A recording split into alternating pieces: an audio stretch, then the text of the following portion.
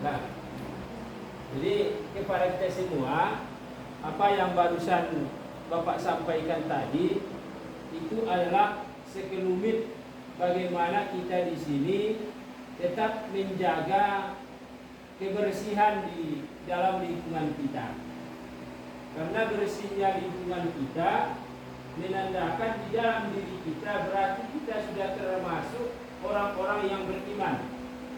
Sebagaimana cantuman Rasulullah, ya, an-nazofatu minal iman, kata Rasulullah, itu adalah kebersihan, itu adalah bagian dari iman. Jadi kita harus menjaga kebersihan diri kita, kebersihan lingkungan kita. Kenapa? Karena itu merupakan pokok utama juga. Ya, kalau kita tidak bersih nanti orang bertanya-tanya, Pak ala anak panti kok, alah di siku banyak tangan-tangannya, banyak padusinya. Biasa kalau banyak padusinya, biasanya lingkungannya bersih. Ternyata hari ini terbalik. Bahan ada boruna, tepar losok. Nah, ulang semua nih. Nah, jadi harapan Bapak ke depan, semakin banyak kita di sini, semakin terarahlah kita, semakin bersihlah kita. Sehingga apa? Sehingga kita termasuk orang-orang yang dikatakan Rasulullah itu adalah bagian daripada iman. Berarti orang yang kotor itu tidak beriman. Iya. Kenapa hatinya kotor? Kelakuannya kotor, lingkungannya kotor, semuanya kotor. Jadi anak-anak Bapak sekalian, ya, kepada kita semua tentunya harus menjaga kebersihan. Nah, seharusnya dan seyogianya insya Allah nanti setelah ini masih ada mungkin semacam pengambilan video, ya, dalam rangka untuk dokumentasi. Biasanya kita malam ini melakukan qiraatil Quran, bacaan Al-Quran. Insyaallah nanti setelah sesi ini kita lakukan sesuai dengan jadwal kegiatan kita. Bapak ulangi kegiatan jadwal kegiatan kita. Kalau malam Senin itu adalah qiraatil Quran, membaca Al-Quran. Ya, membaca Al-Quran dengan baik, dengan bagus, sesuai dengan makhorijul huruf, sehingga anak-anak Bapak kalau membaca Al-Quran itu tidak banyak yang salah lagi. Ya, baik juz 1, juz 30. Kemudian kalau malam Selasa, sesuai yang Bapak sampaikan, kita ada hafalan Al-Quran khusus juz 30 malam Selasa. Kemudian nanti malam Rabu kita setoran ayat juz 30 itu kepada Bapak selaku pembimbing. Ya. Kemudian nanti malam Kamisnya kembali qiraatil Quran, baca Quran lagi. Malam Jumatnya apa yang kita lakukan? Membaca surah Al-Bin, selesai, dapat sudah. Itu. Tidak bisa lah seperti itu. Harus berusaha, kan tadi dua hari Bapak bilang itu. Ya. Si Hadi sudah ada catatanmu? Belum. Kan bisa mencatat kan? Nah, bisa. Tidak ada bukunya, minta sama Bapak. Pak, minta selembar, catat. Tidak boleh kita iya, iya.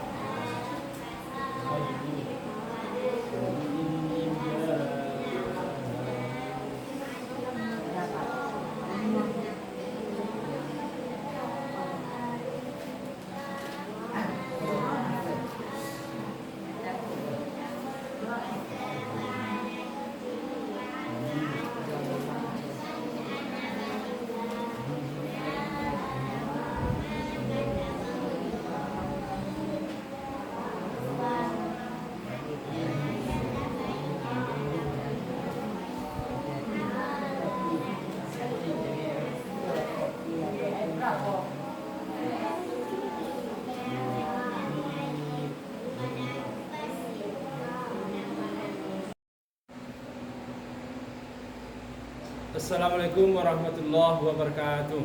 Waalaikumsalam warahmatullahi wabarakatuh. Kembali kita bersyukur kepada Allah Subhanahu wa taala yang alhamdulillah di malam hari ini kita masih dapat melaksanakan kegiatan rutin kita, yaitu setelah sholat maghrib kita lanjutkan, yaitu berupa qiraatil Quran atau membaca Al-Quran. Kemudian setelah sholat maghrib itu kita lakukan sholat isya secara berjamaah. Sebelum kita kembali ke asrama masing-masing, pada kesempatan ini beberapa hal rasanya perlu Bapak ingatkan dan Bapak sampaikan. Yang pertama adalah kepada anak-anak sekalian, yang namanya membaca Al-Quran tidak hanya sekedar kita membaca saja, tetapi dalam membaca Al-Quran perlu kita mengetahui tentang bagaimana tata cara membaca Al-Quran itu dengan baik, sehingga apapun yang kita baca sesuai dengan makna dan arti dalam Al-Quran. Karena setelah Bapak dengar, terkadang kita dalam membaca Al-Quran, anak-anak Bapak, masih banyak kita yang hanya sekedar membaca, tidak memperhatikan mana yang harusnya panjang dipanjangkan, mana yang harusnya pendek kita pendekkan, atau yang mana yang harusnya dengung itu jelas saja bagi kita. Nah, ke depan inilah yang harus kita perbaiki dalam rangka membaca Al-Quran, memperbaiki bacaan-bacaan kita. Jadi itulah tugas kita antara maghrib sampai isya, bukan hanya sekedar baca Quran saja, tapi perlu kita perhatikan dengan baik dan dengan benar. Itu yang pertama. Yang kedua adalah dalam kita sholat. Ini sudah sering Bapak sampaikan. Sholat ini ketika azan berkumandang, artinya anak-anak sekalian tidak ada lagi yang di asrama, yang terlambat dari asrama ke musola, tidak ada lagi. Kalau sudah 5 menit atau 10 menit azan sebelum berkumandang, kita sudah bersiap-siap dari asrama menuju musola, sehingga kita tidak ada yang namanya terlambat dalam hal melaksanakan sholat berjamaah. Kemudian yang terakhir, yaitu tugas kita sebagai pelajar. Nah, bukan hanya sekedar kita makan atau yang Bapak sebutkan kemarin 3M, mangan, meeting, modom, ulang isa jo karejoni beson. Ada sebagian kita yang hanya itu kerjanya modom saja karejonia. membasuh nabo tu iya, payas kamarnya nabo tu iya, piketnya nabo tu iya. Lah, tidak itu tugas kita. Tapi tugas kita sebagai namanya anak siswa adalah belajar. Apa saja yang kita pelajari, banyak hal. Tidak hanya di bangku pendidikan. Buku-buku kita banyak di sana. Di depan rumah Bapak, ada di posko kita. Nah, kalau kita ingin sukses, ilmu itu harus kita cari, bukan kita tunggu. Biarlah besok sajalah di sekolah saya membaca. Kita ini anak-anak yang ini masih banyak kita yang belum lancar membaca.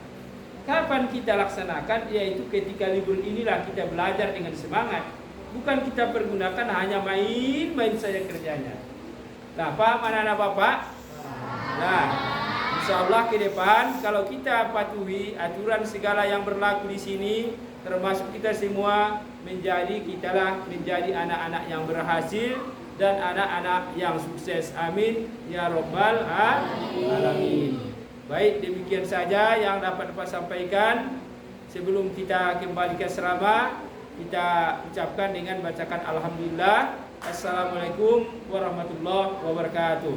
Waalaikumsalam warahmatullahi wabarakatuh. Assalamualaikum warahmatullahi wabarakatuh.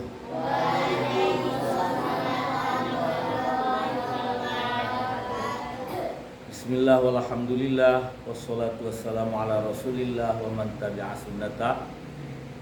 Rabbi syrah li sadri wa yassir li amri wahlul 'uqdatam min lisani yafqahu qawli. Yang sama kita hormati Bapak Al-Ustadz Ahmad Tasim sebagai pendidik dan pembina di Panti Asuhan Darul Hikmah Kecamatan Panti ini. Kemudian yang Bapak cintai, anak-anak kami yang ada di panti asuhan ini.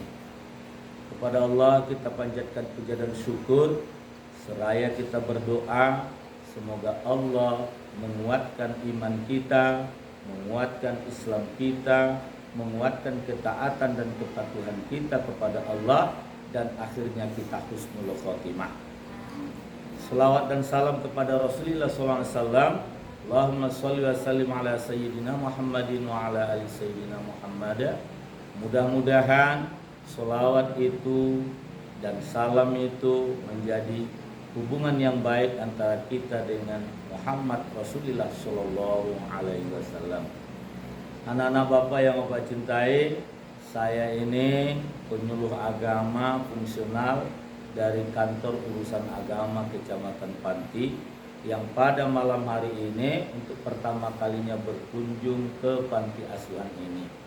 Perlu Ananda ketahui, sebelumnya saya sudah mengasih kabar kepada Al-Ustadz Ahmad Tasim. Satu saat nanti saya akan datang ke panti asuhan. Insya Allah ke depan saya akan sambung. Kalau mungkin tidak seperti yang disampaikan oleh Ustadz kita tadi, sekali 2 minggu, mungkin sekali sebulan. Karena banyak yang harus saya kunjungi. Anak-anak Bapak yang Bapak cintai, pada kesempatan ini saya ingin berpesan kepada kamu 3 hal pula. Ini pengalaman Bapak yang saya bagi kepada kamu ketika saya belajar di pesantren. Ada satu moto saya ketika belajar di pesantren. Apa itu? Tiada hari tanpa belajar. Ya, tiada hari tanpa belajar. Itu saya buatkan. Saya tidak mementingkan yang lain. Di saat pembelajaran berlangsung, saya harus belajar. Di saat waktunya harus menghafal, saya harus menghafal. Di saat harus istirahat, saya pergunakan untuk istirahat. Tetapi yang terutama belajar itu. Siang, malam, tanpa belajar tidak ada. Saya lalui hari-hari di pondok pesantren, yakni pondok pesantren Mustafawiyah Purba Baru. Kemudian yang kedua, prinsip. Apa itu? tidak ada orang terbaik dan paling utama menginginkan kita menjadi baik kecuali diri sendiri. Ada enggak orang yang terbaik dan paling utama yang ingin kita baik selain diri sendiri? Tidak ada itu. Orang tua kita ingin kita baik, kaum kerabat kita ingin kita baik, tapi kalau diri kita tidak mau, jadi baik ya? Tidak jadi. Tapi mereka tidak mau, kalau kita mau, jadi. Kan gitu. Jadi orang baik. Orang baik itu kita tukar jadi orang pandai. Kita tukar pula pandai itu menjadi pintar, jadi orang pintar. Nah, kan itu. Jadi diri kita sendiri. Nah, memang sudah dinyatakan oleh Rasulullah itu ibda binafsi, mulai dari dirimu. Berarti diri ini yang harus berbuat untuk diri sendiri. Paham enggak? Paham ya? Yang ketiga, ini yang saya pakai pesan dari abang anda saya. Apa itu? Kalau mau berprestasi amalkanlah yang saya kasih ini. Apa itu? R-ara, R-oro. R-oro, R-ara. Coba baca itu. R-ara, R-oro. Dalam bahasa Tapanuli. Ra-ro. Kalau mau pintar, datang belajar. Dan itu. Kalau mau pandai, datang belajar. Enggak. Kalau ada kemauan tapi tak datang, jadi pintar dah. Iya. Kan gitu. Balik kalau sudah datang. Ro, ra. Kan gitu pula. Kalau sudah datang, ya mau juga belajar. Ini sudah datang ke musola tidur, enggak jadi. Enggak jadi lagi baik, enggak jadi pintar, enggak jadi pintar dan pandai. Nah, itulah dulu yang Bapak sampaikan pada kesempatan ini. Insya Allah pada pertemuan berikutnya akan saya kasih lagi motivasi kepada anak-anak Bapak yang ada di panti asuhan Darul Hikmah ini. Darul Hikmah ya Ustaz ya. Ya. Wallahul muwaffiq ila aqwamit thoriq. Wassalamualaikum warahmatullahi wabarakatuh.